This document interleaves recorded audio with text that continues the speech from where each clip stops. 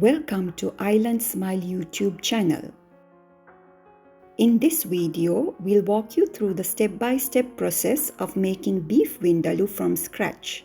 You'll love this beef curry for its aroma and the rich, heavily spiced gravy and tender beef. To make the beef vindaloo, you will need 2 sets of ingredients. One to make the beef vindaloo curry. The second set of ingredients would be to make the vindaloo paste.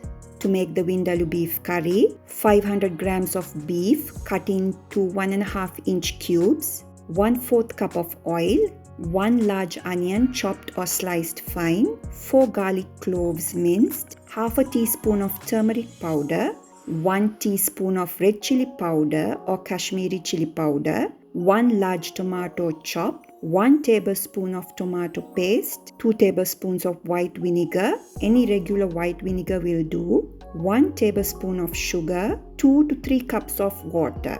Use as needed to cook and tenderize beef and to make a thick gravy.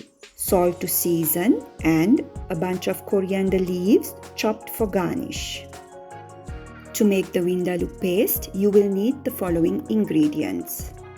5 whole dry red chillies, 1 tablespoon of Kashmiri red chilli powder.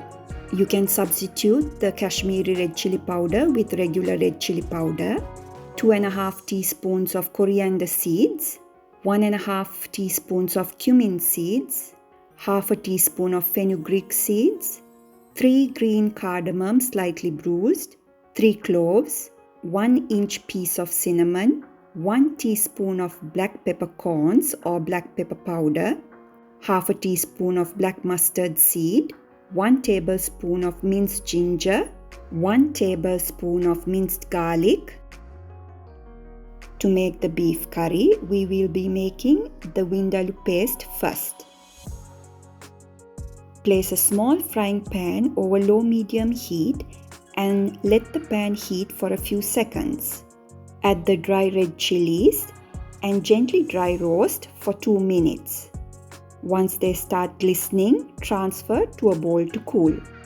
Now, add the cumin seeds, coriander seeds, cinnamon, cloves, and the slightly bruised cardamom, peppercorns or the pepper powder in the warm frying pan and dry roast gently for 60 seconds. If you're using pepper powder, add it a little bit later in the dry roasting process.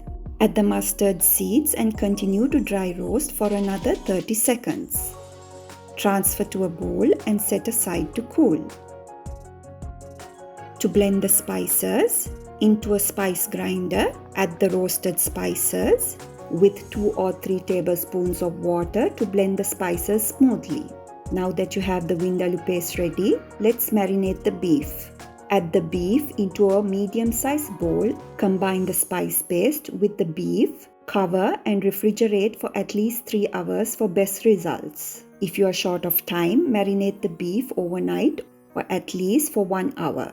Remove the marinated beef from the refrigerator. Let the beef reach room temperature. Now that you have the marinated beef ready, let's cook the beef vindaloo. Place a large pan or wok over medium heat. Pour in the oil. Add the sliced onion. Cook until the onions turn soft. Add the minced ginger and garlic and cook for 2 to 3 minutes. Add the turmeric and red chilli powder. Mix for a few seconds. Add the chopped tomatoes.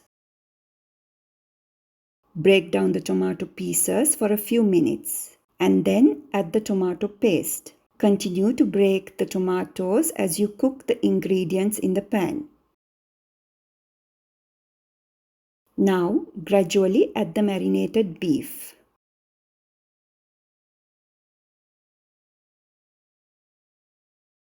Add vinegar